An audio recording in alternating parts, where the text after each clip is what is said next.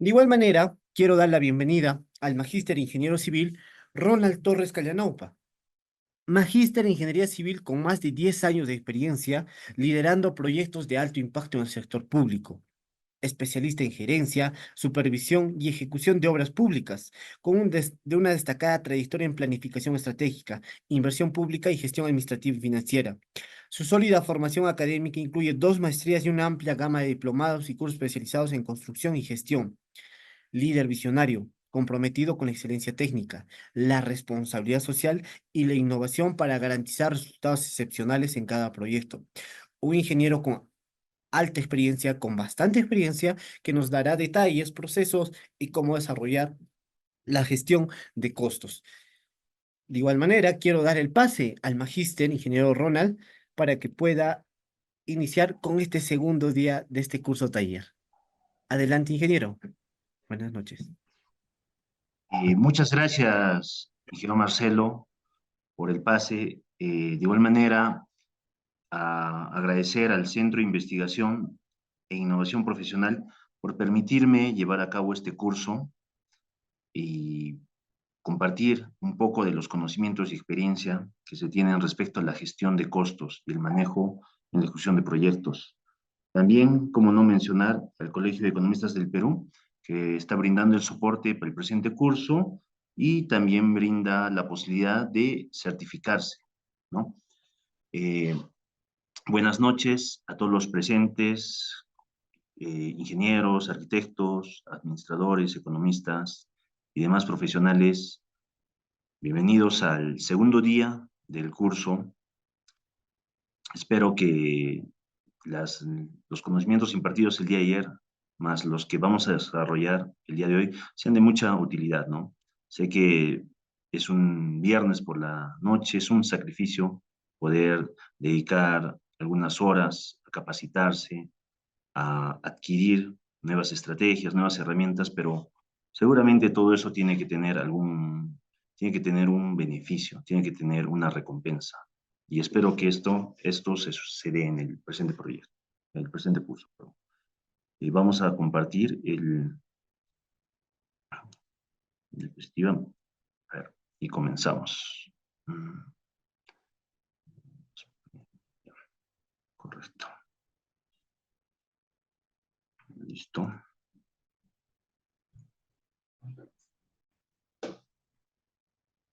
Ya. Bien, entonces continuamos con el curso de análisis y gestión de costos en proyectos de construcción. De manera breve, a ver, queremos hacer un pequeño repaso de lo que se ha hecho el día de ayer.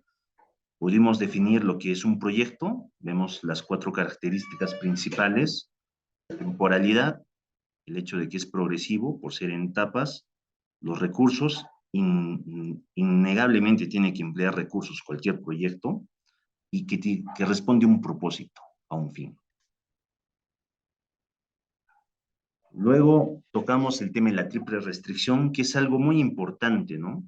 Que se vio el día de ayer también, que están referidos tanto al alcance, al cronograma, al costo, y que el manejo de estos tres aspectos nos permite garantizar la calidad del proyecto, ¿no? Es algo que también va a usarse en los temas que vamos a tratar el día de hoy. Algunos casos que vimos prácticos, luego el presupuesto de obra, el cual, como podemos observar, está dividido tanto en costo directo como en costo indirecto.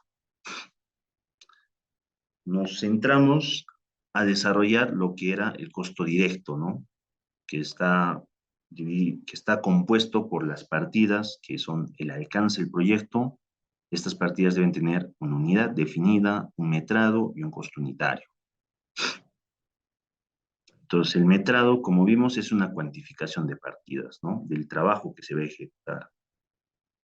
Algunos ejemplos de las unidades que se utilizan para el metrado de determinadas partidas, vimos el de ayer, y el marco normativo, ¿no? Teníamos una norma técnica que nos indicaba cómo realizar los metrados, ¿no? En edificaciones y habitaciones urbanas.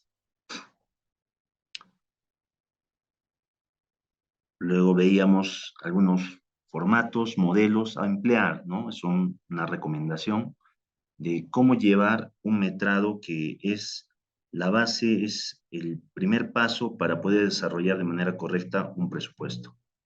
De igual manera, acá la plantilla de metrados que se usaba para los trabajos de acero, de manera descriptiva, y finalmente algunas recomendaciones, ¿no?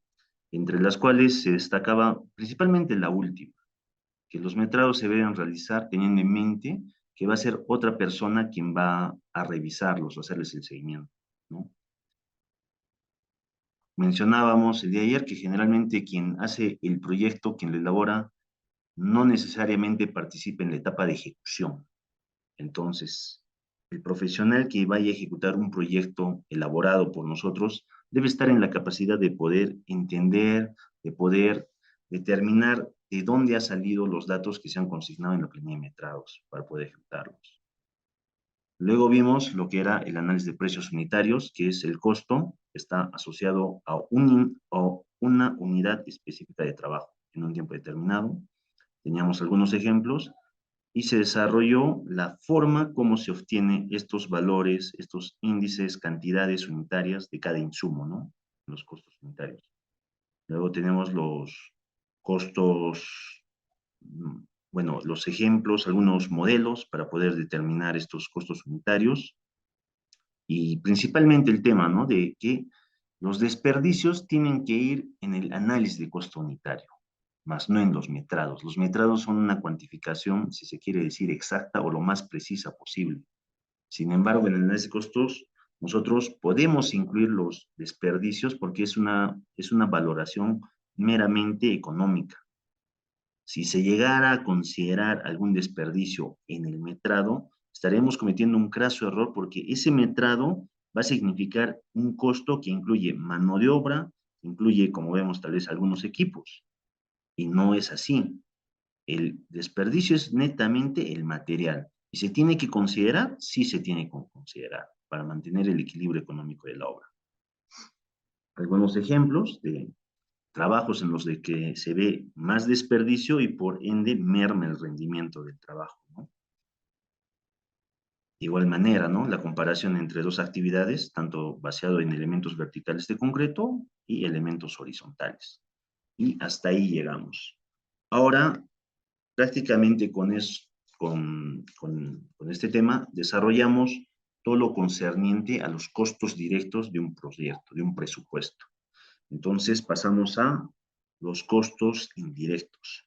Los costos indirectos, como ya lo habíamos descrito el día de ayer, eran aquellos costos que no están referidos directamente a la ejecución del proyecto, ¿no? Como podría ser la mano de obra, como podrían ser los materiales, los equipos, e incluso algunos elementos como son autorizaciones, licencias, son indispensables para la ejecución del proyecto.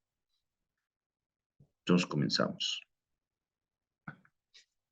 Tenemos los costos indirectos. Acá podemos ver un ejemplo de todo un desagregado de un presupuesto, ¿no? Donde observamos en la parte superior que este proyecto consta de 3 componentes y esos conforman el costo directo, ¿no? Evidentemente cada componente está dividido en sus partidas con su metrado, su costo unitario, y estos son ya los subtotales de cada componente, ¿no?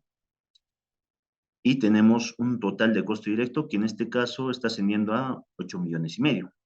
Luego de ello tenemos los gastos generales.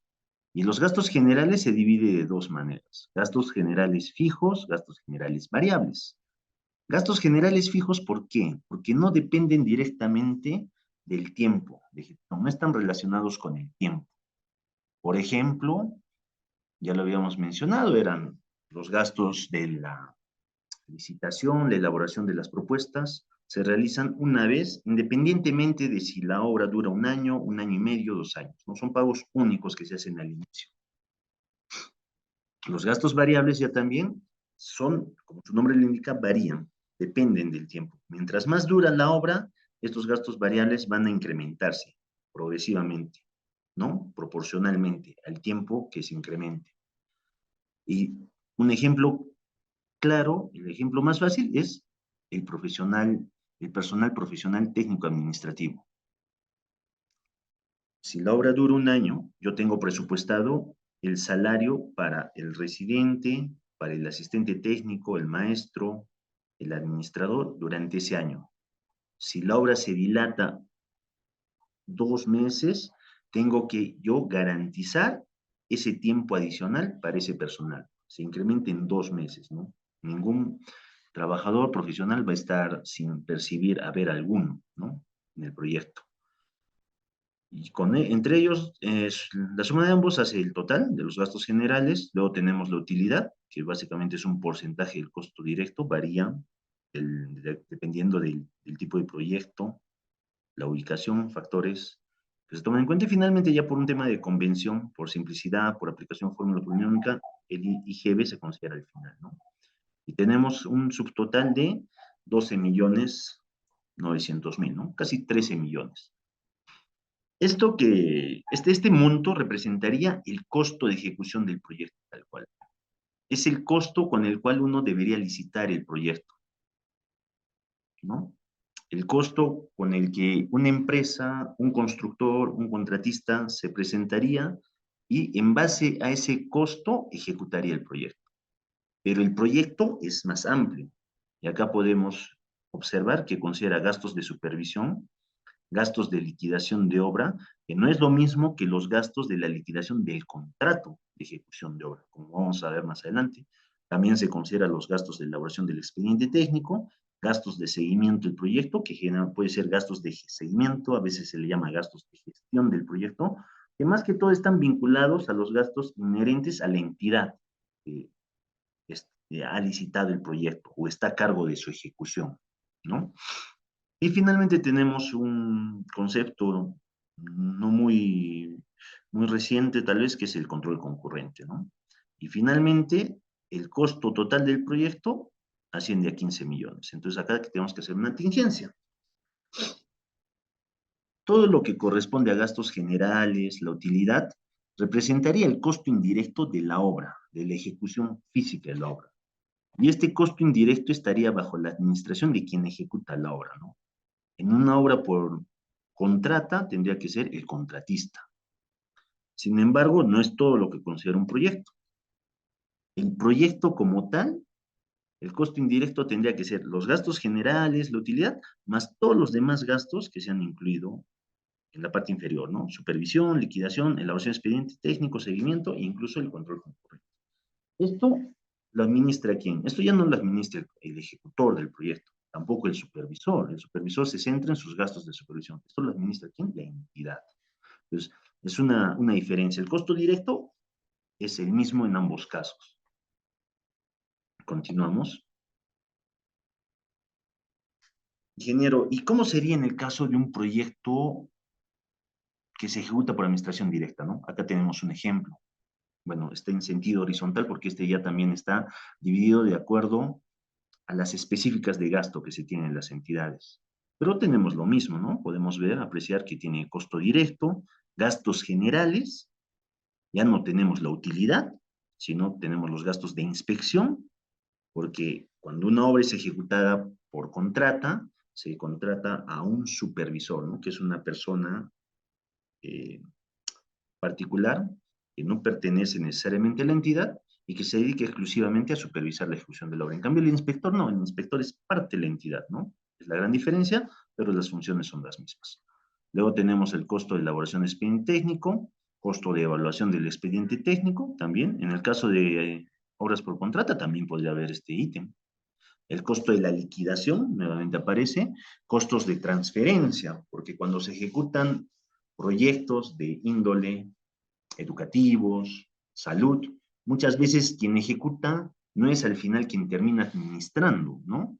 Lo ejecuta un gobierno regional o ejecuta un gobierno local, termina la obra y al final este proyecto, esta obra tiene que transferirse al ente rector que administra, llámese el Ministerio de Salud, el Ministerio de Educación. Entonces, eso también conlleva algunos costos, más que todo administrativos, ¿no? Pero se tienen que considerar.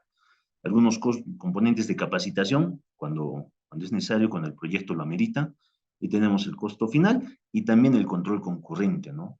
Uno podría pensar, el control concurrente no es solo en obras por administración indirecta, contrata, no, esa no es la condición, ¿no? También puede aplicar para obras por administración directa.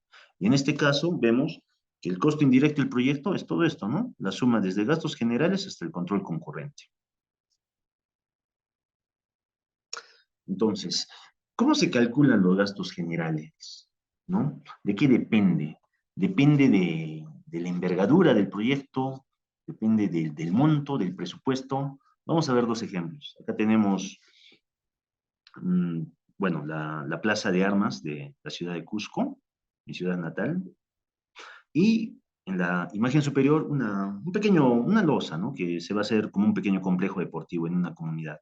Esta comunidad quedaba en el límite entre Cusco y Puno. Entonces tenemos que, se quiere hacer un proyecto en la Plaza de Armas que, digamos, va a tener un costo de 4,5 millones, ¿no? Aproximadamente, ¿no? Quizás un poco más, porque todo el compromiso patrimonial que se tiene en la plaza es bastante, ¿no? Y el pequeño complejo deportivo, la losa deportiva, con algunas tribunas, evidentemente la losa que vemos de concreto se va a demoler, se va a tener que reponer, o tal vez con gras sintético, su cerco perimétrico, su estructura metálica, su cobertura, ¿no? Entonces, luego de realizar los cálculos, nos damos cuenta que los gastos generales en el proyecto de la plaza ascienden a 420,000 soles, ¿no? Mientras que los gastos generales en el proyecto de la losa deportiva solamente son 80,000 soles. Entonces, uno determina, ¿no? ¿Cuánto representa? En el caso de la plaza, los gastos generales representan el 9,33%. Sin embargo, en el proyecto de la losa deportiva representan el 15,09. Entonces, con esto, ¿cuál es el mensaje que quiero dar? Que los gastos generales no necesariamente deben depender de la magnitud del proyecto. En monto sí, definitivamente, porque si nos damos cuenta, los gastos generales de la plaza prácticamente cuestan, es el costo de la obra, de la otra obra, ¿no? Pero acá el análisis es el siguiente. Los gastos generales son aquellos que no son los materiales, no es la mano de obra, todo aquello que entra directamente, ¿no? En la ejecución. Pero es todo aquello que viabiliza esa ejecución. Por ejemplo, en la Plaza de Armas de Cusco, uno no consideraría movilidad del personal técnico, tal vez un campamento, un vestuario, porque estás en plena zona urbana. Sin embargo, en la otra obra, por más de que sea pequeña, está tan alejada que sí o sí tienes que considerar alquiler de camioneta. Sí o sí le tienes que considerar la construcción de algunos ambientes especiales, tal vez vivienda, dependiendo de la zona, ¿no? Entonces, los gastos operativos para poder llevar a cabo la ejecución de este proyecto de la losa, proporcionalmente van a ser mayores a los que se necesitarían para ejecutar la plaza. Entonces, ese es el análisis. No necesariamente porque la obra cueste más, el porcentaje muchas veces dice, no, los gastos generales tienen que ser entre el 15% o 20%. No siempre, ¿no? No siempre. Tiene que revestir un análisis. Entonces, procedemos a ver ese análisis. Acá tenemos del proyecto que estábamos viendo inicialmente el puente, una descripción de lo que son los análisis de gastos generales fijos. Tenemos que esta obra tiene una duración de 12 meses y su costo directo es 8,5 millones, ¿no? Y en acá empezamos a ver, ¿no? Se tiene, digamos, en el ítem de campamento se ha considerado todos estos, estas instalaciones. Sin embargo, acá podemos ver, ¿no? Evidentemente es un formato, ¿no? Que se va usando una y otra vez, ¿no? Y en acá se puede apreciar que se tiene en el comedores, vivienda, se le considera el costo directo, ¿no? Esto ya no lo mencionan porque está en el costo directo. Básicamente han considerado talleres, laboratorios, construcción del sistema de tratamiento de aguas, ¿no?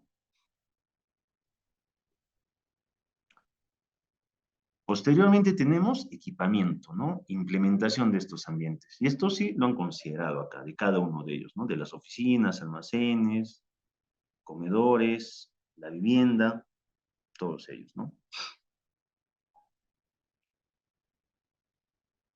Luego tenemos los gastos de licitación y elaboración de propuesta, gastos administrativos, ¿no? Entonces, disculpen, creo que se me olvidó mencionar, es todo lo que estamos viendo actualmente corresponde a los gastos generales, pero fijos, ¿no? Aquellos que no están relacionados al tiempo de ejecución del proyecto. Entonces, esto es justamente lo que se les mencionaba al inicio, ¿no? Este punto 4. el gasto de licitación, el gasto de la elaboración de propuesta y algunos gastos legales, legalizaciones, todo eso, se hace una vez al inicio, independientemente si la obra dura lo que tenía que durar o se duplica la duración, ya se realizaron. En otros términos de gestión de costos lo podríamos considerar como costos hundidos, ya se realizó una vez, ahí queda. Y luego tenemos el tema de la liquidación de contrato. Ojo, liquidación de contrato, no liquidación del proyecto como tal, sino la liquidación de contrato. Esto aplica, obviamente, en proyectos que son este, ejecutados por contrata, ¿no? Acá podemos ver que se ha considerado varios insumos, al ingeniero residente de obra, al jefe de la oficina de ingeniería, al contador, secretaria, todos aquellos que te van a ayudar a elaborar la liquidación de contrato. Evidentemente, esto también es un gasto que se hace una sola vez al final. Un proyecto culmina y solo se elabora una liquidación de contrato, ¿no? Por parte del ejecutor. La entidad puede, por su parte, también elaborar su propia liquidación. Pero lo que yo quería resaltar acá era esta determinación que se ha hecho, ¿no? Se ha considerado solamente un mes al ingeniero residente, al de oficina 5, bueno, medio mes, ¿no? Y a los demás, o sea, los demás insumos solo un mes.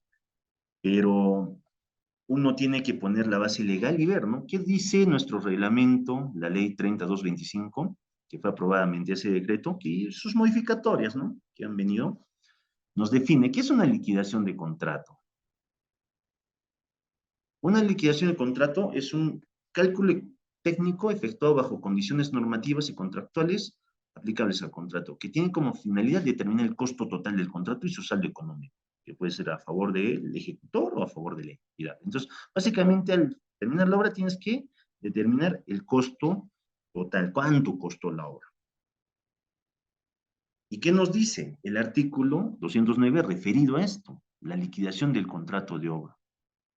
Que esta liquidación la realice el contratista luego de haber sido recepcionada la obra en un plazo de 60 días o un equivalente a un décimo del plazo de ejecución vigente, ¿no? El que resulte mayor. En nuestro caso, si recordamos, el plazo era 12 meses. Entonces, más o menos eso equivale a 360 días. Un décimo sería 36 días.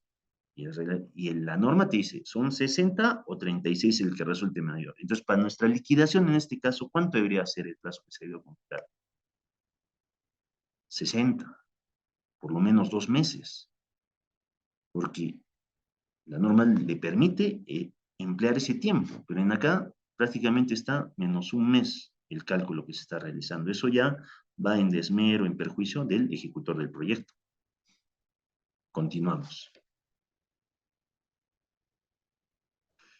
Luego tenemos finalmente los costos de pago a Sencico y, bueno, la implementación de la Junta de Resolución de Disputas, ¿no? Que este es un término que quiero que lo tomen en cuenta y que más adelante vamos a ver de qué se trata, ¿no? También es un punto importante que se tiene que tomar en consideración al momento de elaborar un costo.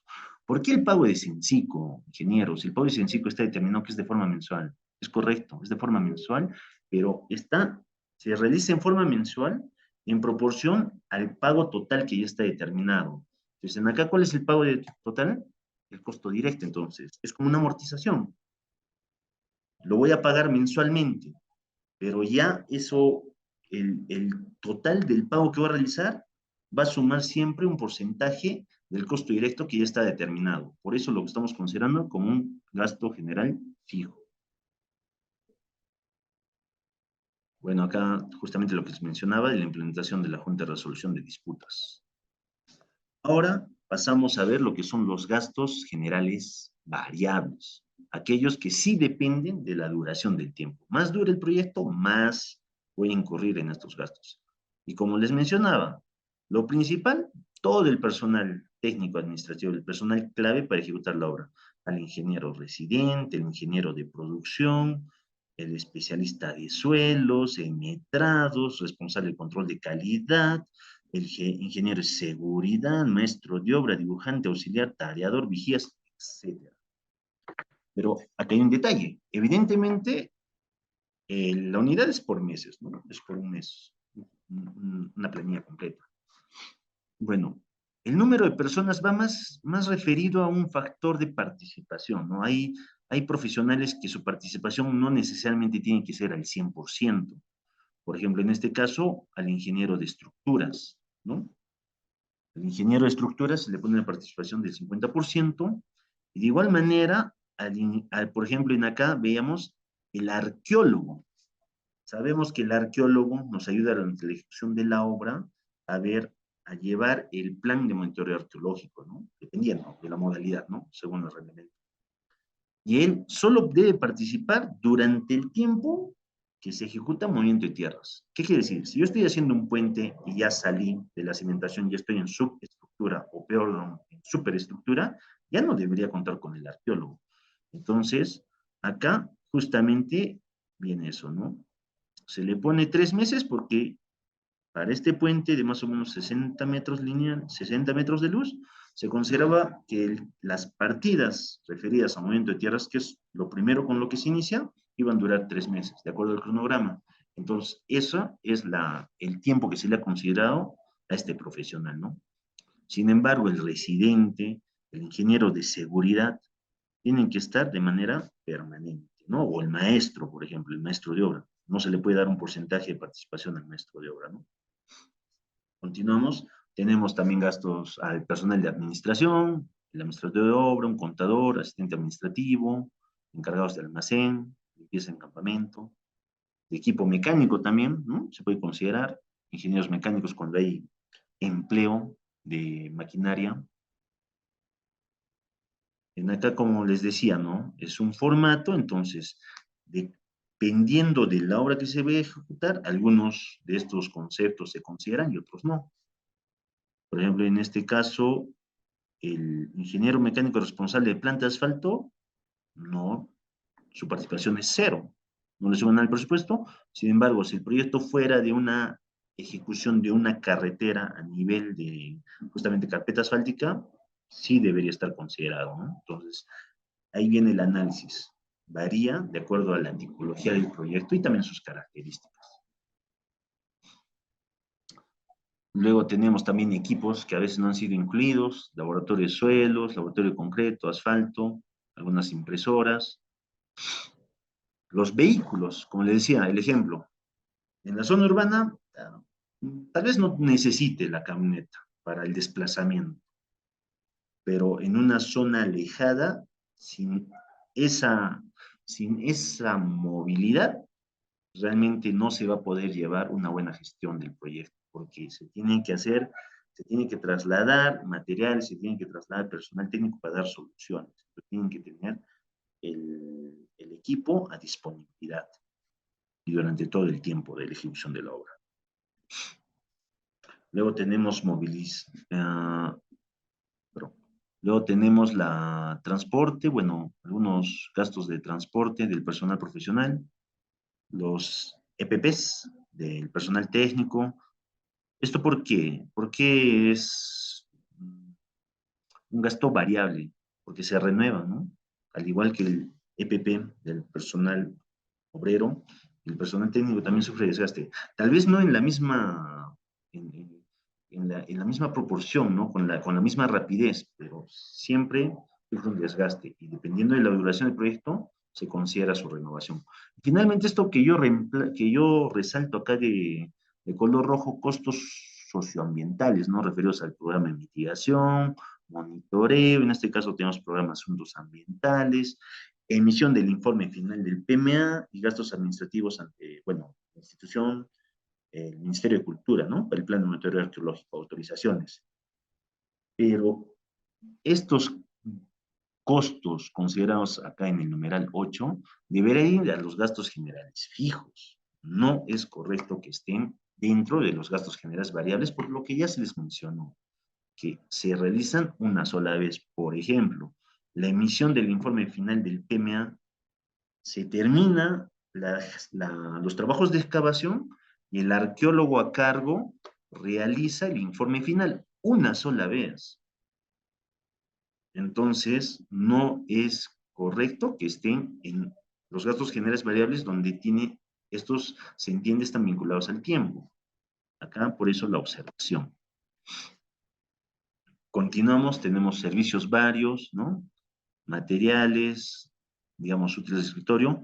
Y al inicio, el día de ayer, veíamos, ¿no?, que los gastos generales variables están divididos de tres maneras, ¿no? Algunos gastos que son eminentemente para la administración de la obra, que son básicamente todos los que hemos visto hasta ahora, y algunos gastos que son propios de la administración de la oficina, de la ejecutora, de la empresa.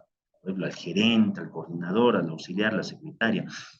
No tendrán, y acá viene el análisis, ¿no? Su participación evidentemente no va a ser al 100% como sí lo es del residente, como sí lo es del maestro.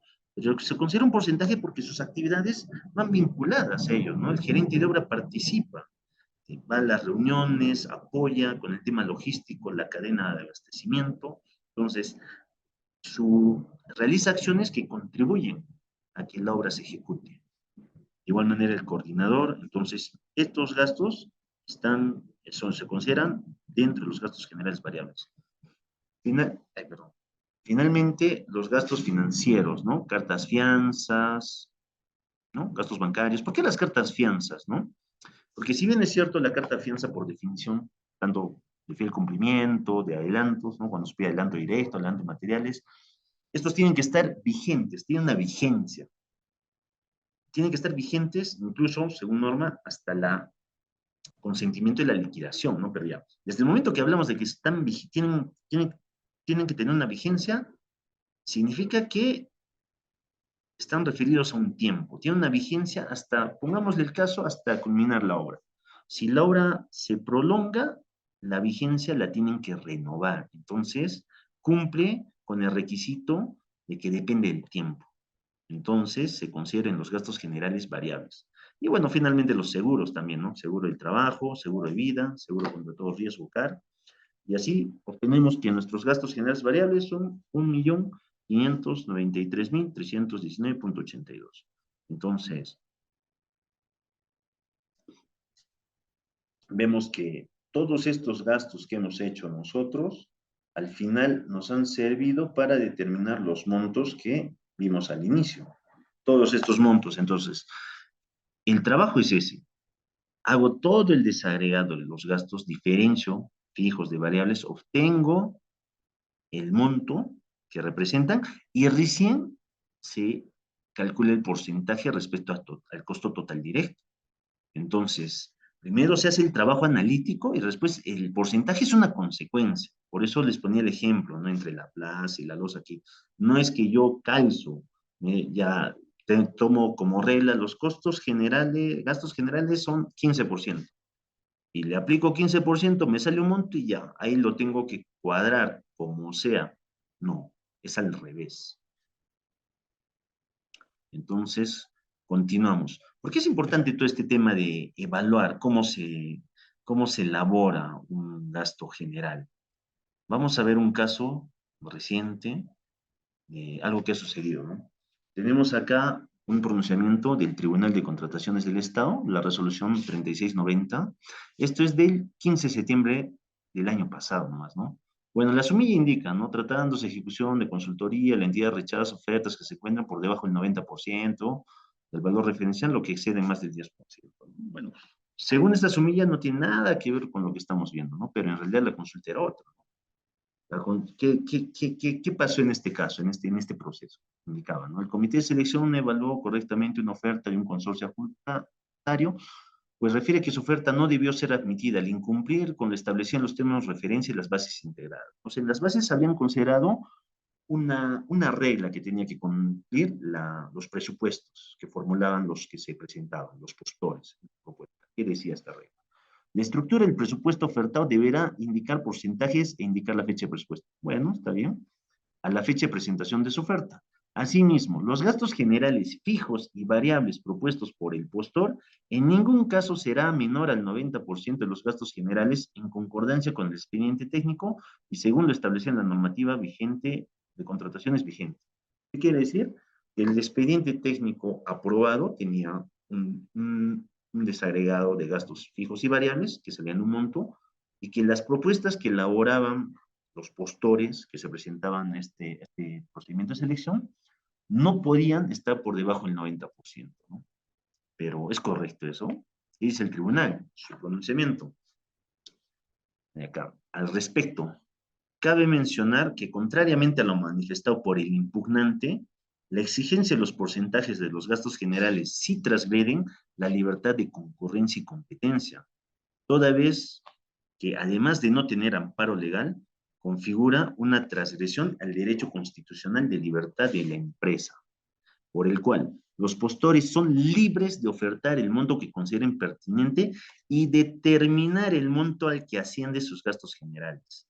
Más aún si se tiene en cuenta que en la definición del anexo del reglamento se considera los gastos generales como lo siguiente.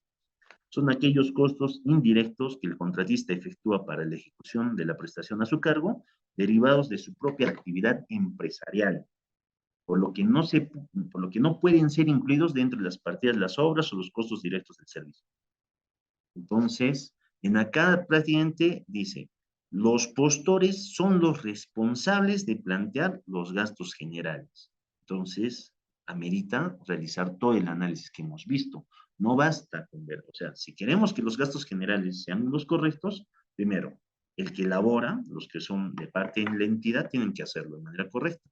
Pero de igual manera, los que se presentan a los procesos de licitación tienen que elaborarlos también para que garanticen la ejecución de la obra. No necesariamente te restringe el monto que han considerado la entidad. No hay ninguna relación de un porcentaje. Te dice, tú lo elaboras de acuerdo a tu propia actividad empresarial. Los montos, si quieres incluirle tal vez más insumos, más conceptos que no han sido considerados, fueron omitidos en su momento, por ejemplo, en el que vimos se ha considerado la carta fianza, pero tal vez no se le ha considerado las renovaciones. ¿Se podría incluir? Sí. Entonces, este ejemplo era más que todo también para darle un sentido de por qué le ponemos énfasis a algunas cosas. ¿Cuál es el objetivo, ¿no? ¿Cuál es la aplicación práctica? Y acá vemos, ¿no? ¿Para qué sirve definir todos estos aspectos en cuanto a los gastos generales? Luego, de manera breve, pasamos a ver los análisis de gastos de supervisión. Y en acá podemos observar, bueno, en acá, por ejemplo, en los gastos generales nos indicaba que la duración era 12 meses, ¿no? Lo cual también no es lo más correcto porque sabemos que el plazo de ejecución de una obra, sea cual sea, es en días calendarios y en acá prácticamente nos lo determina, ¿no? La duración del obra es 300 días calendarios, análogamente 12 meses. También está referido al costo directo y vemos que el resumen de gastos de supervisión está dividido de dos maneras, ¿no? Gastos de supervisión propia de la obra y los gastos de liquidación del contrato. Bueno, y luego, pues, obviamente después viene su utilidad y su IGB. Entonces, en acá hay que ver por qué los gastos de supervisión están divididos de esa manera, Inge. ¿Por qué no son gastos fijos y variables como en el caso de los gastos generales? Y vamos a ver que esto también tiene una base normativa, ¿no? Haciendo referencia a lo que es el reglamento de contrataciones, en el artículo 35 nos indica, ¿no? Los tipos de sistemas de contratación que podemos emplear nosotros. Tenemos a suma alzada, que se emplea cuando todas las cantidades, magnitudes, características, cualidades están bien definidas, ¿no? Por ejemplo, edificaciones, ¿no? Hospitales, instituciones educativas, palacios municipales, talleres. O sea, las edificaciones, desde el momento que parten de planos, estructuras, arquitectura, tienen cuantías, tienen cantidades, tienen características, niveles de acabado definidos, ¿no? No puede haber dudas respecto a la dimensión de un muro, de una placa, una columna, porque el plano lo establece, porque las estructuras lo establecen. Entonces, en esos casos usamos subalzada. Precios unitarios es lo contrario. Precios unitarios se usa cuando no se conoce, no se puede conocer de manera exacta, de manera precisa estas cantidades, calidades, características, ¿no? Casos, como les comenté el día de ayer también, cuando nosotros hacemos la gestión de proyectos y vemos grados de incertidumbre, ¿no? ¿Dónde tengo incertidumbre? Cuando ejecuto un ambiente tengo incertidumbre poca. la verdad poca, todo está definido, ¿no? El espacio que tengo disponible para ejecutar los materiales.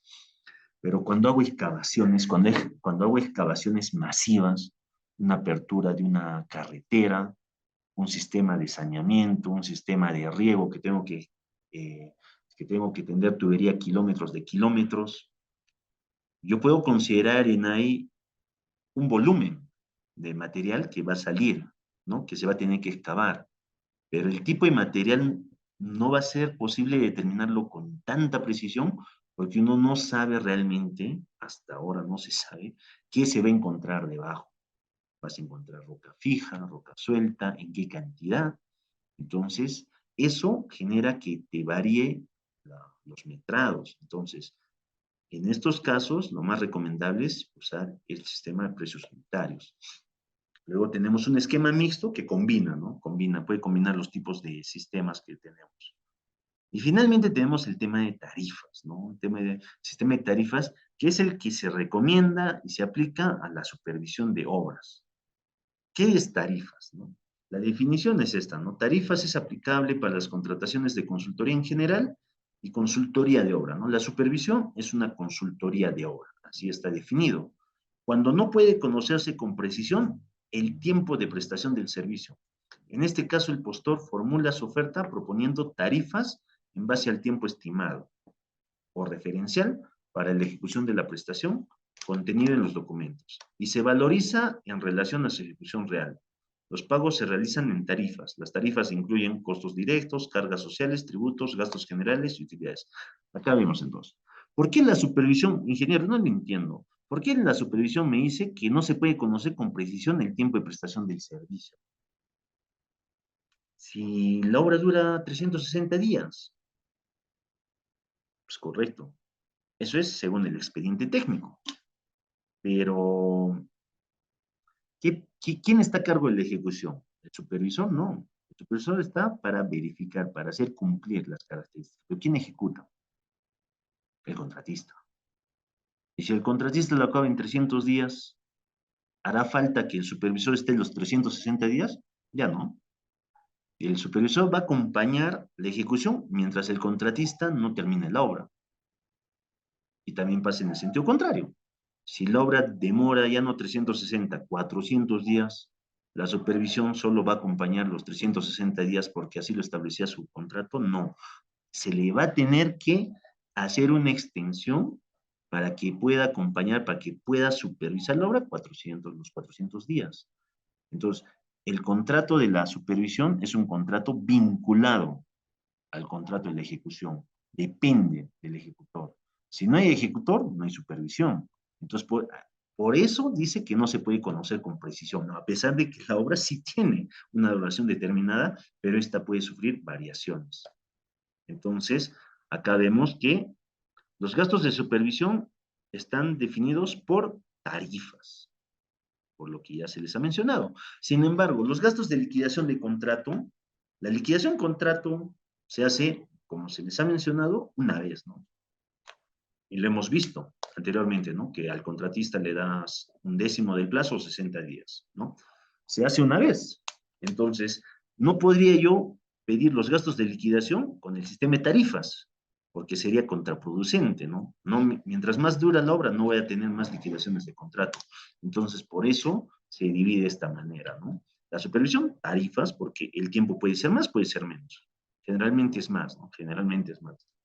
Pero los gastos de liquidación es una alzada. ¿Por qué? Porque conoces, o sea, sabes qué se tiene que ejecutar. La liquidación es un entregable conocido que no depende del tiempo, ¿no? Es como elaborar un expediente técnico, digamos, un documento técnico. Entonces, ya tiene plazos establecidos y estos ya no se pueden prolongar. Por eso es esto. Por eso se usa ambos sistemas, pero al final, en definitiva, ingeniero, entonces la supervisión es un esquema mixto. Estamos mezclando lo que son tarifas y lo que es suma alzada. Anteriormente, esto como comentario, ¿no? Anteriormente en el reglamento, no en el actual, sino los anteriores, se establecía esto, ¿no? En la definición del sistema de contratación en suma alzada indicaba, ¿no? No puede emplearse el sistema de contratación en suma alzada en obras de saneamiento y viales, por las razones que les indiqué. que en saneamiento, en carreteras, y hasta me atrevo a decir en obras de riego, tienes harta variabilidad en lo que vas a encontrar, porque gran parte del trabajo, gran parte del presupuesto está vinculado a las partidas de aumento de tierras, ¿no? Pero por razones que desconocemos, esta aclaración ha sido retirada posteriormente y actualmente en el reglamento ya no se encuentra más. Esto como comentario. Seguimos con los análisis de los gastos de supervisión y tenemos al personal clave, ¿no? El ingeniero supervisor de obra, el de suelos, el de estructuras, que siguen la misma temática, que el análisis es el mismo que se hizo en el análisis de gastos generales, ¿no? ¿En qué tiempo, en qué periodo lo necesito a estos profesionales? Al supervisor de obra lo necesito totalmente todo el tiempo, pero el de estructuras tal vez, acá lo he puesto al 100%, tal vez no, ¿no? O al de geotecnia, no lo han considerado, al asistente. Entonces, ese análisis va de acuerdo a el tipo de obra que estoy ejecutando y también al cronograma que tenga, ¿no? Si fuera una edificación y tengo un ingeniero sanitario, un ingeniero electricista, tendré que ver en el cronograma en qué periodos están consideradas las partidas de su especialidad para que me pueda aportar. Al inicio, en excavación de zanjas, si tengo sótano, no va a ser, el aporte no va a ser significativo, entonces, ¿para qué lo consideramos? ¿No? Y la tarifa, como habíamos mencionado, es diaria, ¿no? Por eso se considera en todo el diario. Tenemos ensayos de laboratorio, acá justamente, ¿no? La tarifa diaria se considera su porcentaje. Luego tenemos los vestuarios, ¿no? Los implementos de seguridad, EPPs también, de manera diaria, que ya se le considera, en acá se hace un artilugio para que los montos puedan alcanzar para la adquisición de estos, ¿no? Porque no es que cada día le compro los implementos de seguridad, ¿no? Sino simplemente como la tarifa es diaria, han hecho un cálculo para que pueda compensar el gasto que se va a efectuar realmente. Luego tenemos papelería, equipamiento, alquiler de oficinas, la alimentación y algunos gastos de oficina, de fotocopias, ¿no? Todo esto en tarifas, ¿no? Es una tarifa que puede variar a través del tiempo. Y luego tenemos esto, ¿no? Los gastos de liquidación. Pero en acá vemos que están los gastos de liquidación y abajo aparece algo, ¿no? Los gastos del concurso de contratación para la supervisión de obra, ¿no? Entonces, se dan cuenta, es igual que al inicio, ¿no? Uno podría decir que estos gastos que están a suma alzada, podríamos decir análogamente que son los gastos fijos, porque son aquellos gastos que se realizan una o dos veces, pero que no dependen del tiempo, que está determinado. Así como el contratista hace algunos gastos para elaborar su propuesta y presentarse a los concursos, a los procesos, el profesor también, pero una sola vez, no depende del tiempo. Y también la liquidación está determinado. No se liquidan dos, tres veces la obra, una sola vez. Por eso se ha juntado estos dos conceptos, estos dos ítems, se los ha puesto bajo el sistema de suma alzada porque está definido. Se sabe qué se tiene que hacer, qué cantidad de trabajo se tiene que realizar.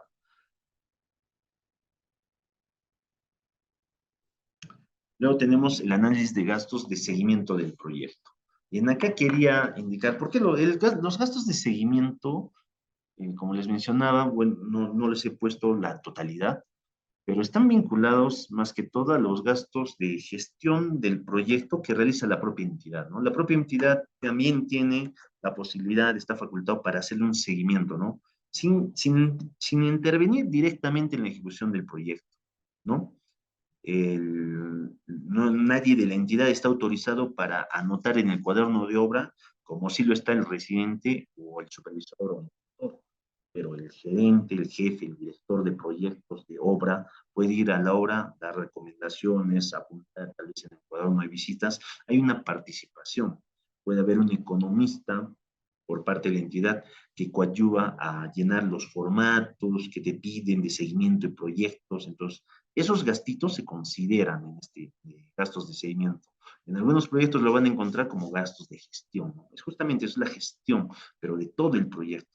Como vimos al inicio, ¿no? Hay costos indirectos que es netamente del ejecutor. Solo le interesa al ejecutor, él es el que ve por eso. Pero todo lo demás, ¿quién lo confunciona? Alguien de la entidad se hace cargo de ello, ¿no? Y acá tenemos la Junta de Resolución de Disputas. ¿Qué es la Junta de Resolución de Disputas, no? Bueno,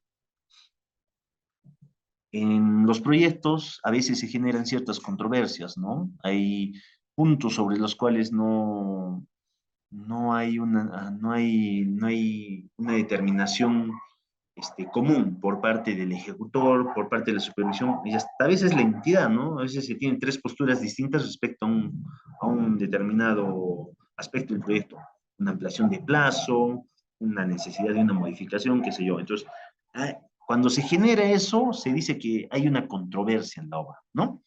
Entonces, ¿cómo solucionamos una controversia? Porque si no la solucionamos, la obra nunca va a acabar, ¿no?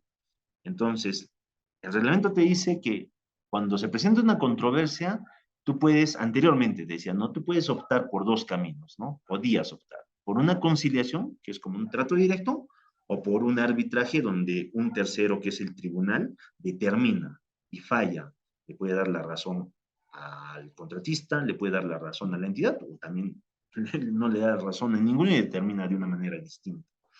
Pero lamentablemente estos procedimientos eran largos y se truncaban. Entonces, se ha creado esto en la Junta de Resolución de Disputas que, como dice acá en el artículo 243, promueve que las partes logren prevenir y resolver eficientemente las controversias que surjan desde el inicio del plazo de ejecución de la obra hasta la recepción total de la misma, ¿no? O sea, básicamente es un tercer camino, ¿no? Ya no solo son conciliación y arbitraje, sino también ahora podemos acudir a una Junta de Resolución de Disputas. ¿Por qué es importante esto para el presupuesto? Porque cómo se considera el pago. Y en acá nos indican los honorarios, ¿no? Los gastos, todo eso. Las partes asumen en partes iguales todos los honorarios y gastos de los miembros de la Junta de Resolución de Disputas. ¿Eso qué quiere decir? Las partes, dicen, ¿no? Las partes hace referencia a quienes han suscrito ese contrato de ejecución de obra. Entonces, cuando hablamos de la ejecución de obra, las partes están definidas como la entidad y el ejecutor. El supervisor, no, el supervisor un asesor técnico que garantiza la calidad de la obra, pero no se le considera como tal, como parte del contrato de ejecución de obra. Entonces, ¿dónde, perdón, en qué partes del costo indirecto debería considerar la Junta de Resolución de Disputas bajo esta definición? En los gastos generales, porque el contratista tiene que asumir la mitad, y en los gastos de la entidad.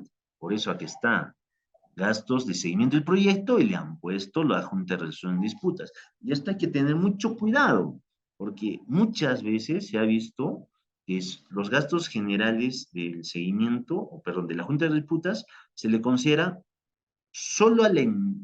a la entidad y al contratista no.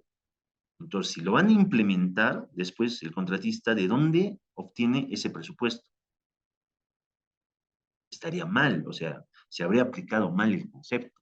Si tú le has puesto el gasto de junta de resolución de disputas a la entidad, en automático tú tienes que saber que ese mismo gasto que amerita un cálculo, tienes que considerarle al contratista, si no, no se va a poder llevar a cabo esta junta de resolución de disputas y esto sí te puede perjudicar durante la ejecución del proyecto porque amerita pues cambios, modificaciones.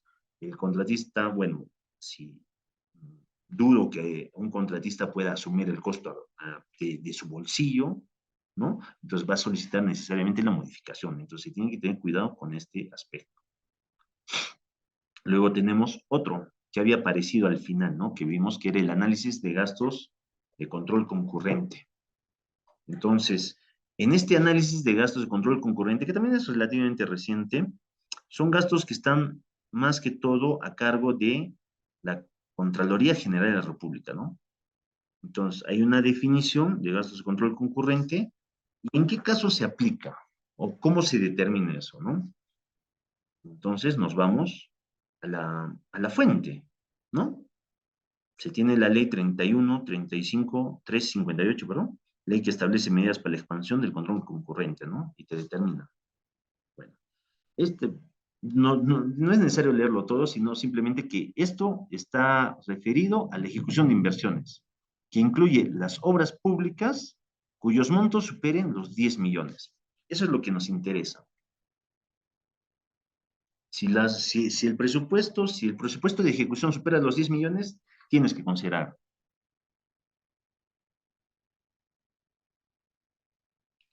¿Y cómo lo considero? Perdón. ¿Cómo lo considero? Este costo puede ser hasta el 2%, te dice, ojo, hasta el 2%. También, al igual que todo lo que hemos visto en este tema, al ver los costos indirectos, amerita un análisis. No significa que yo saco el 2% del costo de la obra y lo calzo ese monto, no necesariamente. Si la obra es muy grande, el costo, el porcentaje va a ser menor. En una obra pequeña como la losita que vemos, imaginemos, ¿no? Que llega a 10 millones, seguramente pues tal vez va a llegar al 2% el análisis del costo del control concurrente. Pero en una obra de 50 millones, de 80 millones, 60 millones, no necesariamente. El control concurrente puede llegar a tal vez 1.5%, tal vez un poco menos. Y en acá nos indica, la misma ley nos establece, ¿no? Estos deberán ser incorporados dentro de su estructura de costos como costos indirectos u otros costos, ¿no? Para nosotros que somos ejecutores, es costo indirecto. Para el sistema de inversión pública, cuando uno ve tal vez un proyecto que tiene control concurrente dentro de banco de inversiones, se da cuenta que lo considera como otros costos, ¿no? No lo mezcla. Pero al final es desembolso, ¿no? Es gasto. El costo del proyecto incluye también el control concurrente. Y en la liquidación y cierre también se va a incluir este costo, ¿no? Entonces, hasta ahí, Marcelo, el avance tal vez de la primera parte para poder tener un break y continuar ya con la segunda parte que ya está referida más que todo a herramientas, ¿no? Hasta ahora hemos visto la forma, cómo elaboramos un presupuesto, características, algunos alcances, y ahora vamos a ver lo que son, a continuación, después del break, la curva S y en la gestión, el análisis del valor ganado. Adelante, Magister. Muchas gracias, hijo Marcelo. Entonces, continuamos con la presentación. Un momento, por favor. Listo. Mm, Correcto. Eh,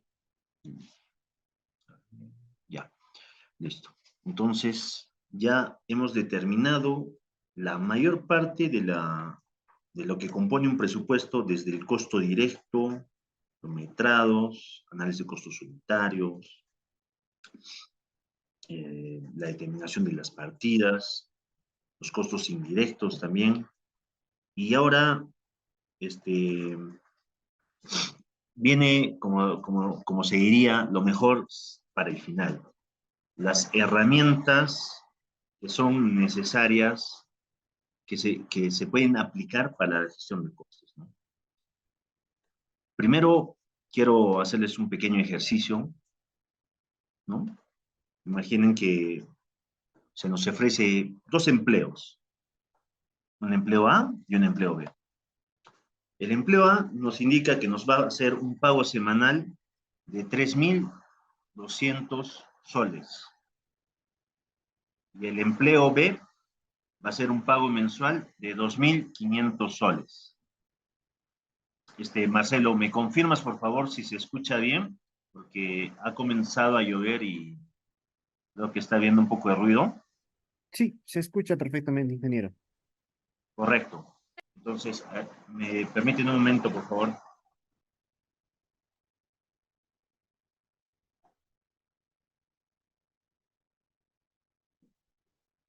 A ver. Listo, continuamos. Entonces, como les decía, tenemos dos empleos que ofrecen esos pagos mensuales. Entonces, uno diría, ¿cuál te conviene? Evidentemente, uno diría, el empleo a Inge, ¿dónde firmo? Pero el análisis que estamos haciendo está sesgado, ¿no? Nos falta datos, ¿no? Llevarnos solamente, dejarnos llevar solamente por el presupuesto, por el costo, no es lo más recomendable, ¿no? Te puede traer malas experiencias. ¿Y qué pasaría si les digo que el empleo A te ofrece ese pago, pero con un horario de trabajo de lunes a sábado, ¿no? Horario de oficina, ¿no? Entonces eso significa que son 6 días. Sin embargo, el empleo B es un poco más más libre y te permite trabajar de lunes a sábado, solo 3 días. ¿Nos mantenemos con nuestra postura? ¿Seguimos eligiendo el empleo A? Creo que no, ¿no? Evidentemente, tendríamos que cambiar nuestra opción inicial, porque el empleo A nos daría un jornal que asciende a 533 y el empleo B 833. Entonces, vámonos por el empleo B. Este pequeño ejercicio simple que se acaba de hacer, básicamente lo que quiere demostrar es que nosotros, para realizar gestión de proyectos, tenemos que ver el tema de indicadores. Y los indicadores es lo que acabamos de hacer, ¿no? Es la comparación de dos magnitudes, de dos variables, dos datos. Hoy por hoy, ya no basta con que nosotros tomemos decisiones en base a un dato particular, a un dato suelto. Nos puede llevar a errores en nuestra percepción, errores de juicio. El tiempo actual, las metodologías, exigen a los profesionales que el trabajo que realizan, las decisiones que toman, tengan que ser en base a indicadores, a comparación siempre, evaluar escenarios, como el que acabamos de ver.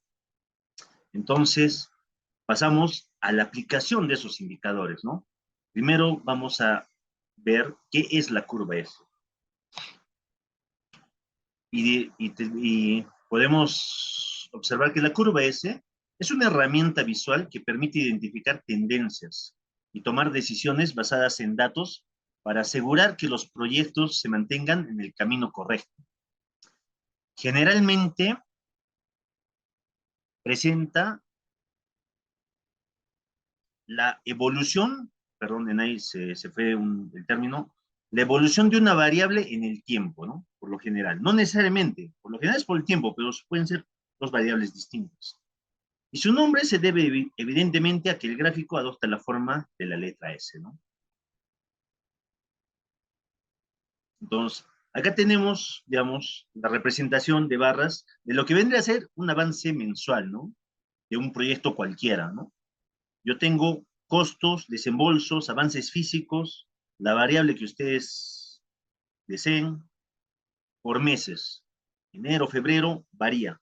Cada mes no es igual, tampoco necesariamente mantiene una tendencia, pero la curva, para poder yo elaborar una curva S, que es como la que se muestra a la derecha, yo necesito trabajar no con el avance mensual, sino con el avance acumulado, para que justamente tenga esta forma, ¿no? Para que el avance que yo tenía en enero vaya acá en enero, después en febrero sea el acumulado, enero más febrero, en marzo sea la suma de los tres, enero, febrero y marzo, y así sucesivamente, de manera tal que yo pueda garantizar que la tendencia siempre va a ser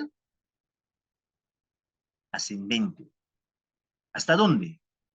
Hasta llegar a mi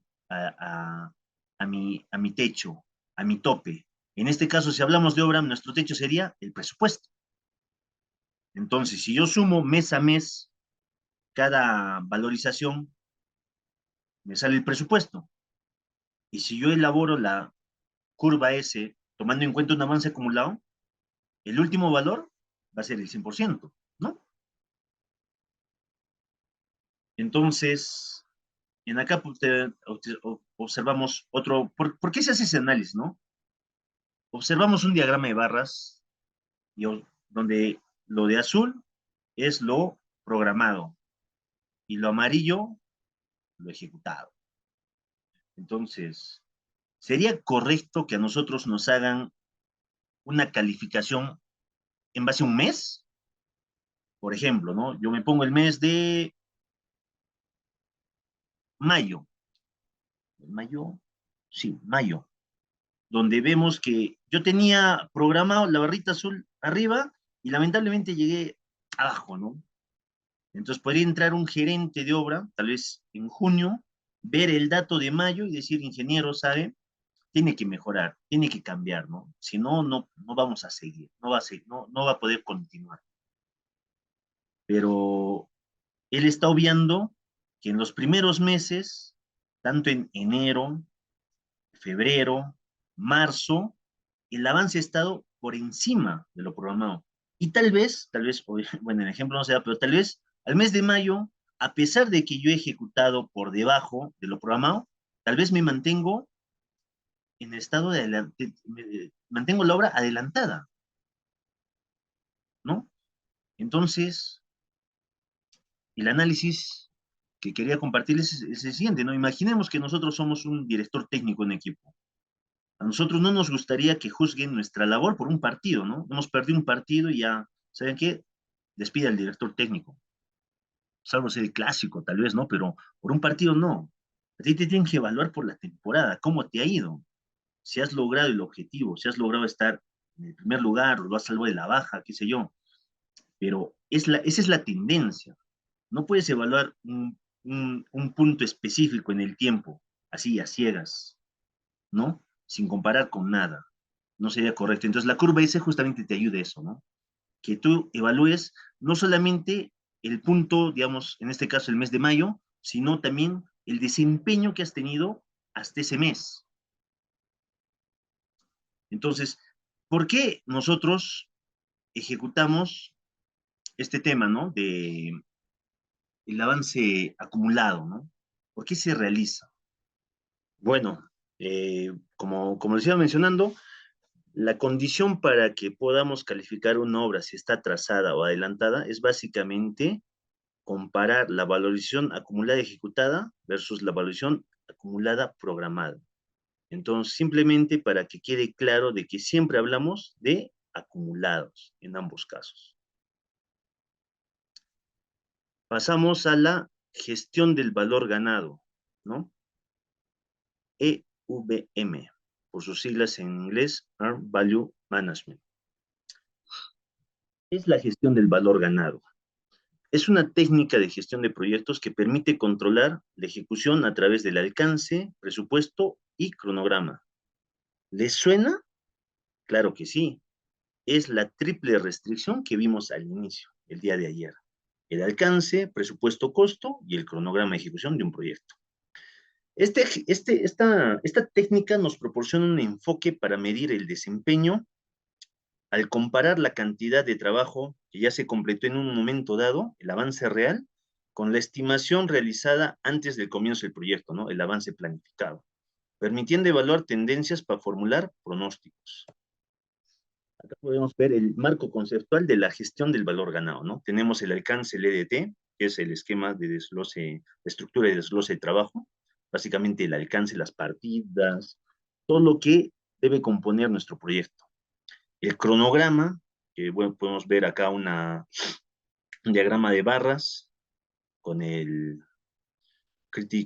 la ruta crítica, ¿no? El Critic Path Method, y luego el costo, ¿no? Evidentemente, todo aquello que yo quiero alcanzar en el alcance también significa un costo, se puede traducir en un costo.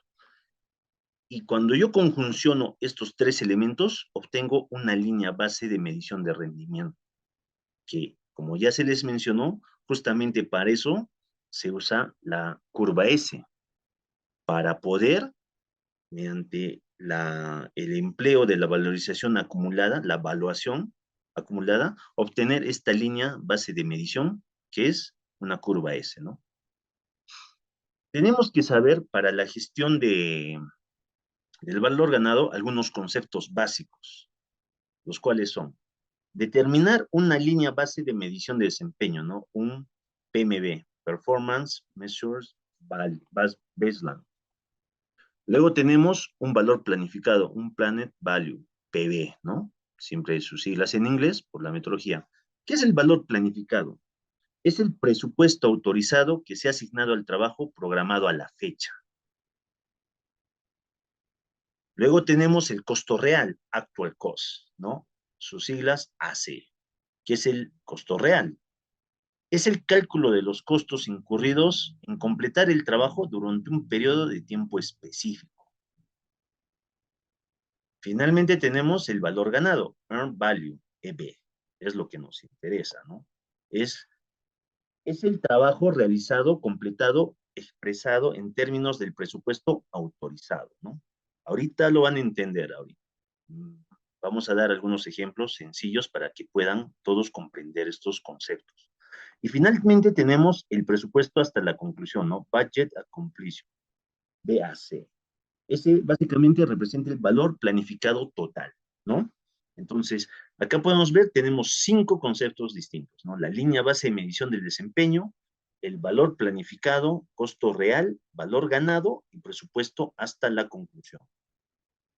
Entonces, yo quiero, este es un ejemplo real que vamos a emplear más adelante, pero quiero usarlo para que entiendan las definiciones.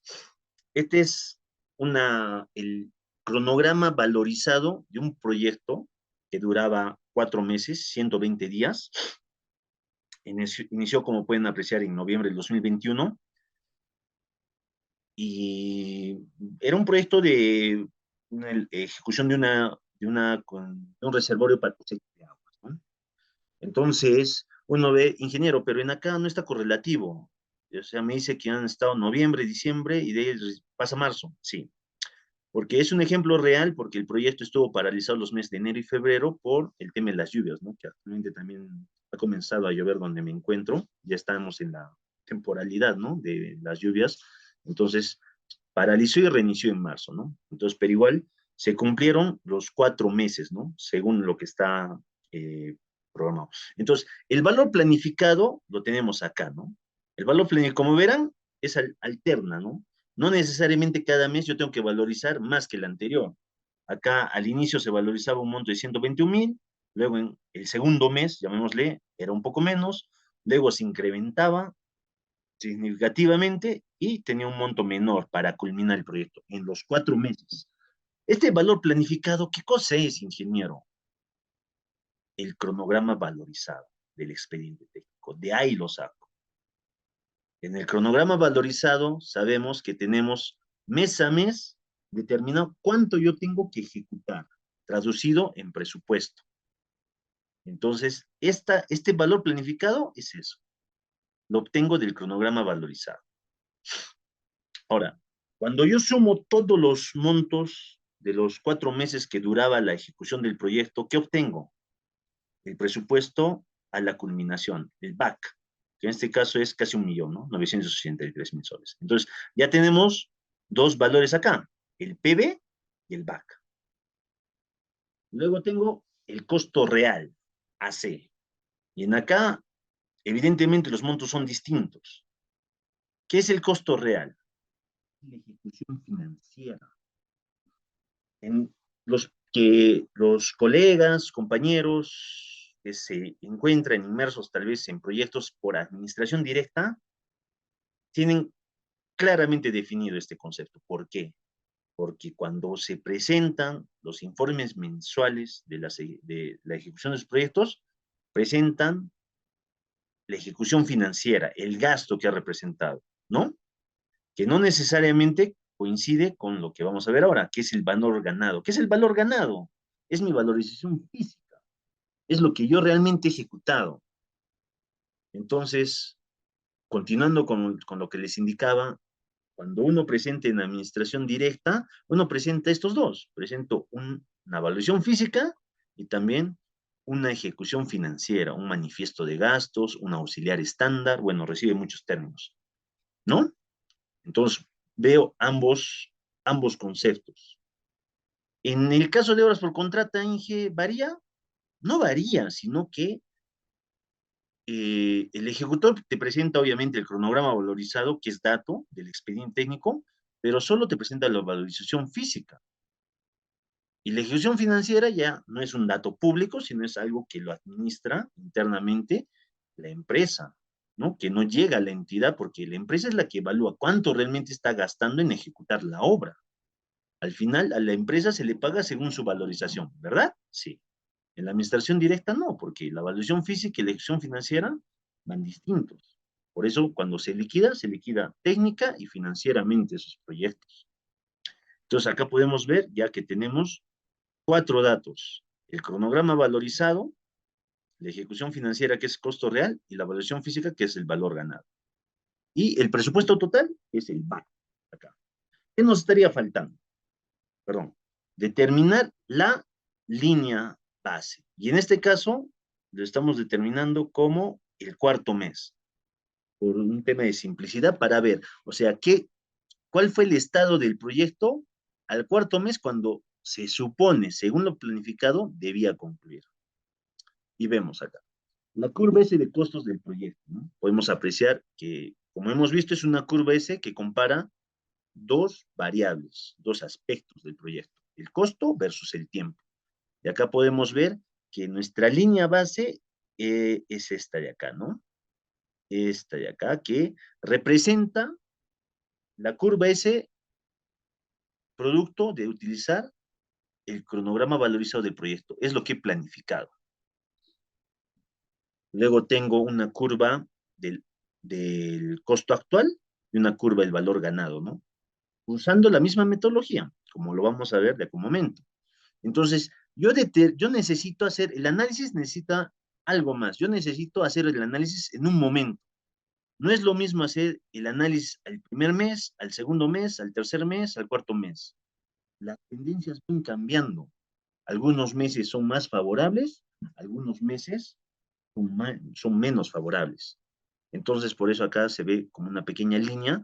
Yo hago el análisis del valor ganado acá, en este punto. Y ese NAI cuando yo determino esto, mi valor planificado, el PB, mi costo actual, el AC, y mi valor ganado, EB. De este cuadro también podemos observar ciertas interacciones, ¿no? Ciertos indicadores, como les decía, ¿no? Comparación de dos variables. Si yo comparo mi valor planificado con mi valor ganado,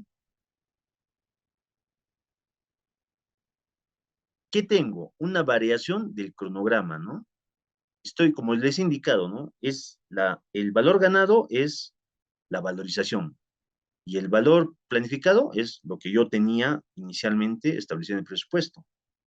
Yo tengo una variación, acá estoy por debajo. Si yo comparo el costo actual versus el valor ganado, tengo una variación de costos, ¿no? Y en acá, como vemos, ¿no? Luego de haber usado todo el presupuesto, el cronograma que estaba aprobado, llego al presupuesto total, ¿no? De todas maneras, es mi 100%. Entonces, en acá también podemos apreciar del gráfico. Si yo hago una tendencia, lo que hablamos al inicio, del valor actual, determino al ritmo que estoy yendo, cuándo acabaría el proyecto.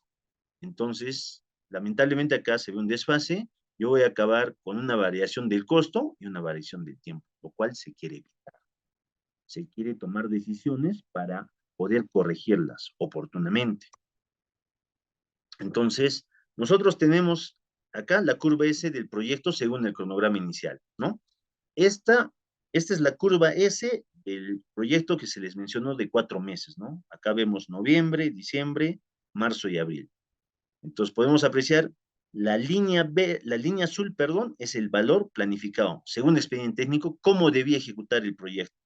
El primer mes 12%, el segundo mes 22%, y en ahí tenía un quiebre significativo. El tercer mes debía llegar al 72% y el cuarto mes al 100%. ¿Qué pasó en la realidad? A ver, ¿cómo valoricé? Primero veamos el valor ganado. El primer mes valoricé muy por debajo, 2%.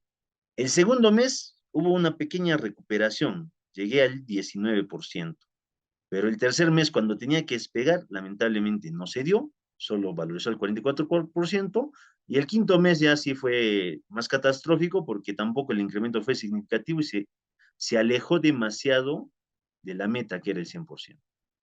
El costo real fue igual, ¿no? Al inicio el 2%, luego el 21%, 34%, 41%, ¿no? Entonces, estos son datos reales de un proyecto que se ejecutó en ese periodo, ¿no? Entonces, vamos a ver nosotros nuestros índices de desempeño. ¿Para qué yo hago este análisis? Para que pueda darme herramientas que me permitan tomar decisiones, ¿no? Era la definición de la gestión del valor ganado. Entonces, yo obtengo todos los datos necesarios. En este caso particular, como se ha mencionado, la fecha de seguimiento será el final del cuarto mes, o sea, según el expediente técnico, el último mes que yo tenía para ejecutar, para culminar el proyecto. Entonces, si ese va a ser mi línea de seguimiento donde voy a hacer la evaluación, quiere decir que mi valor planificado, acumulado, obviamente, yo tengo que usar los valores acumulados, va a coincidir con mi VAC, con mi presupuesto, porque lo estoy analizando al final de lo planificado, ¿verdad? ¿Se entiende? Estoy analizando el cuarto mes, entonces, mi valor planificado acumulado del cuarto mes es igual a mi presupuesto. Mi actual cost o mi ejecución financiera, el cuarto mes también, ¿cuánto tenía? Del ejemplo es 408,000. Y mi valor ganado, lo que llegué a ejecutar es 546,000, ¿no? Acá, al cuarto mes. Siempre, ojo, por favor, no se olviden, estamos utilizando los valores acumulados para poder guardar relación con las curvas S que ya hemos elaborado. Entonces, vemos primero la variación de costo. La variación de costo está determinado como el valor ganado menos el valor actual. Acá tenemos, ¿no? 546,000 menos 408,000. ¿Cuánto sale mi variación de costo? 138,000. ¿Ya? Es positivo. ¿Qué significa eso? ¿Está bien o está mal? Si mi variación de costo está por debajo del costo planificado, si es mayor a cero, significa que está por debajo del costo planificado. Está bien. Significa que yo estoy valorizando más de lo que estoy gastando. Si fuera negativo, si fuera menor a cero, significa que lo que estoy gastando está por encima de lo que yo estoy valorizando, ¿no? Ahí la carita roja, ¿no? No sería lo más conveniente bajo ciertas circunstancias. Luego seguimos con el tema de costos y vemos el índice de desempeño de costos, CPI, ¿no? Por sus siglas en inglés, ¿no? Cost Performance Index, ¿no?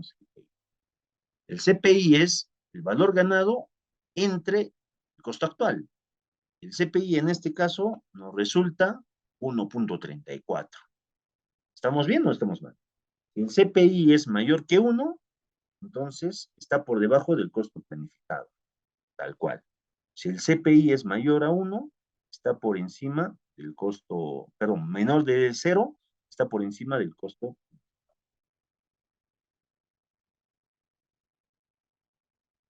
¿Cómo interpretamos esto?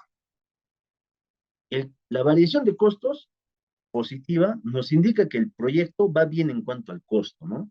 Pues estamos gastando menos de lo que valorizamos. ¿Y el CPI qué nos indica? Nos indica que por cada sol que nosotros gastamos en el proyecto podemos valorizar 1,34, ¿no? Por cada sol que nosotros estamos invirtiendo en el proyecto, al final nos está retornando 1,34, por lo que el proyecto aparentemente es eficiente cuando nos referimos al tema de costo. Luego analicemos la variación del cronograma, SB, ¿no? Schedule Variance. En este caso, la variación de costo es el valor ganado menos el valor planificado. Y acá nos damos con la sorpresa de que nos resulta negativo, menos 437,000. ¿Qué significa esto? Cuando es mayor a cero, el proyecto está adelantado. Cuando es menor a cero, el proyecto está atrasado. En este caso estamos atrasados, lamentablemente. El índice de desempeño del cronograma, SPI, ¿no? Igual, es el valor ganado entre el valor planificado. O sea, para ponerlo sencillo, es lo que he valorizado hasta la fecha versus lo que debí valorizar según mi cronograma del expediente, acumulado siempre. En este caso, la división nos sale 0,56. ¿Qué significa eso? Cuando el SPI es mayor a 1, el proyecto está adelantado. En acá, bueno, van a disculpar, hay un error. Cuando el SPI es menor,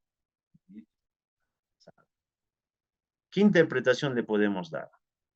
El, la variación de costos SV negativo nos indica que el proyecto va mal en cuanto al cronograma, pues a pesar de que el proyecto debió culminar su ejecución, está muy atrasado. Por otra parte, el índice de desempeño del cronograma nos indica que solo estamos logrando cumplir el 56% de las actividades o partidas programadas, por lo que el proyecto es ineficaz en cuanto al cumplimiento del plazo como objetivo. Es gravísimo. De 10 actividades que yo me programo en la semana o en el mes, solo estoy alcanzando a cumplir la mitad. Entonces, ¿cómo hacemos? En costos estamos bien y en presupuesto estamos mal. Entonces, la conclusión, ¿cuál sería? Entonces, la conclusión es esta. De los dos indicadores evaluados anteriormente, se puede concluir que el proyecto de caso de estudio va bien en costo, pero mal en cronograma. Y tal vez esta sea la razón por la cual va bien en los costos, debido a que como el proyecto está muy atrasado, no se han realizado los desembolsos programados. Y quiero resaltar con retrasado. ¿Qué quiere decir esto, queridos participantes? Que si bien es cierto el costo, estamos dentro del margen, pero tal vez se deba a eso, o sea, realmente aquí no estoy avanzando físicamente, ¿no? Si no hago desembolsos, si no compro los materiales, o sea, no va a tener mucho desfase en presupuesto, pero la ejecución física tampoco no va a despegar. Como nos dimos cuenta en el cuadro, en la curva S, en la curva S, en el tercer mes tuvo que haber un punto de inflexión de la curva S, o sea, tuvo que levantarse, cambiar la pendiente para lograr eso, ¿no? El 72%. Entonces, para eso tuvo que haber un desembolso fuerte también, para que este avance, este valor planificado, yo pueda llegar a ese monto, a ese porcentaje, en base a la ejecución física. Y sabemos que la ejecución física depende de los materiales, la mano de obra y los equipos, el costo directo, ¿no? Es lo que te hace la obra, ¿no? Los costos indirectos, no, el costo directo. Esto te representa básicamente estas curvas, cómo es tu desempeño manejando el costo directo. Entonces, como les había comentado, ¿cuál es la explicación a esto? Que este proyecto fue ejecutado por administración directa y para los que trabajan digamos, en entidades públicas, en el sector público, saben que una de las mayores debilidades que se tiene al ejecutar proyectos es la cadena de abastecimiento, ¿no? Los materiales no llegan a tiempo, los procesos se caen, y acá el ejecutor pidió sus materiales en noviembre, creyendo que para marzo iba a llegar y lamentablemente no fue así y su ejecución se vino abajo. Entonces, esto es básicamente los usos que se le da a la herramienta del manejo, gestión de valor ganado. Evidentemente hay más indicadores, ¿no? Acá hemos visto dos, variación de costo y variación de cronograma. Por el tiempo, es un poco difícil. Esperamos que tal vez en un curso más amplio, más especializado, se puedan tocar estos temas. De mi parte, esto sería todo lo que puedo exponer respecto a la gestión de costos. Espero que haya sido de vuestro agrado, que haya servido más que todo para contribuir a afianzar algunos conocimientos que ya tenían y también, ¿por qué no?, complementar con nuevos, como estas herramientas, que como ven, no son complicadas, no son complejas, no revisten mayor ciencia, pero que son importantes por la interpretación que se le da, ¿no? Lo que les decía el día de ayer, ¿no? No es tanto el valor, cómo obtengo el valor al momento de calcular un costo unitario. El valor lo puedo calcular con cualquier herramienta, pero si no sé el proceso, si no lo puedo interpretar, me sirve de poco nada. Bueno, y dicho esto, concluyo con el presente curso, agradeciendo de todas maneras al centro que me ha permitido llegar ante ustedes, al Colegio de Economistas del Perú, y no sin antes agradecerles por vuestro tiempo, por la atención, y desearles a todos ustedes una feliz Navidad y un próspero año nuevo. Muchas gracias.